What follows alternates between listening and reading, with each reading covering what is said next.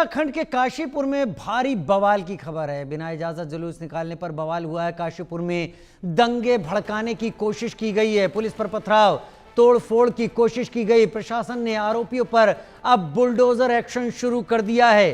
काशीपुर में दंगे भड़काने की कोशिश, उत्तराखंड को एक और आग में झोंकने की कोशिश की तैयारी। लगातार ये तस्वीरें पिछले 2-3 दिन से दिख रही हैं अलग अलग जगहों से, जहां पर उन्नाव में भी कल रात में ऐसी घटना सामने आई। उत्तराखंड के काशीपुर में भी ऐसी रात में घटना हुई, लेकिन उत्तराखंड के काशीपुर में पुलिस और प्रशासन अब ऐसी हरकत करने वालों के साथ उसी तरीके से निपट रहा है जिसके वो लायक हैं। पुलिस पर पथराव किया गया, तोड़फोड़ की गई। आई लव मोहम्मद जुलूस के दौरान यहां भी बवाल हुआ है और आई लव मोहम्मद जुलूस के दौरान उन्नाव उत्तर प्रदेश में भी कल रात में बवाल किया गया, जहां पर पुलिसकर्मी के स्टार नोच लिए गए, पत्थरों से हमला किया गया पुलिस वालों के ऊपर। और वही स्थिति यहां भी हुई है। यही स्थिति दूसरी जगहों से भी अब सामने आ रही है।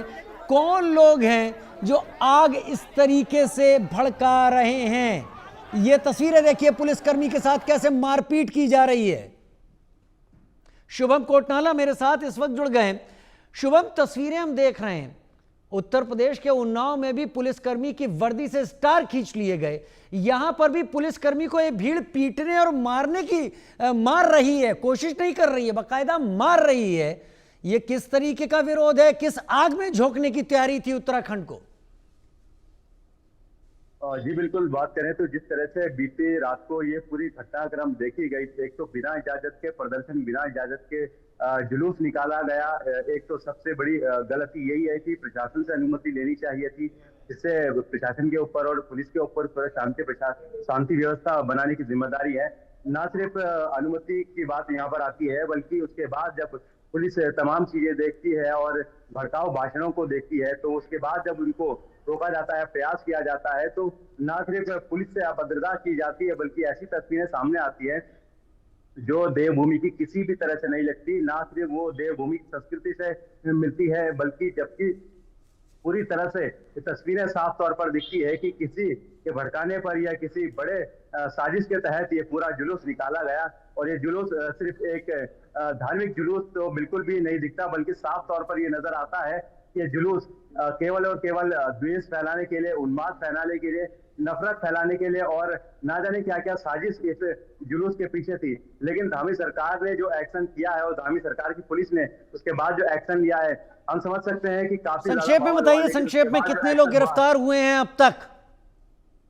जी अभी तक काफी सूचना आई है कि इसमें जो है समाजवादी पार्टी के नेता और उसके साथ अन्य कई लोग हैं, ऐसे जो अज्ञात भी है, कुछ ज्ञात लोग हैं। इन सभी की जो है इसमें पूरा नामजद किया गया है, गिरफ्तारी भी इनकी हुई है।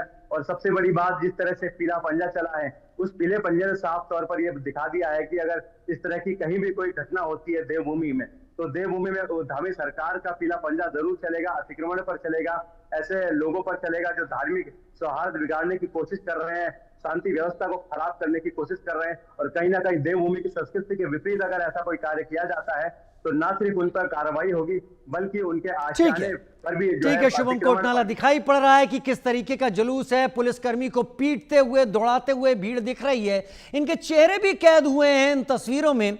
बहुत जल्दी उत्तराखंड पुलिस इनकी उचित सेवा करने की कोशिश जरूर कर रही होगी। बहुत धन्यवाद मेरे साथ जुड़ने के लिए आपका।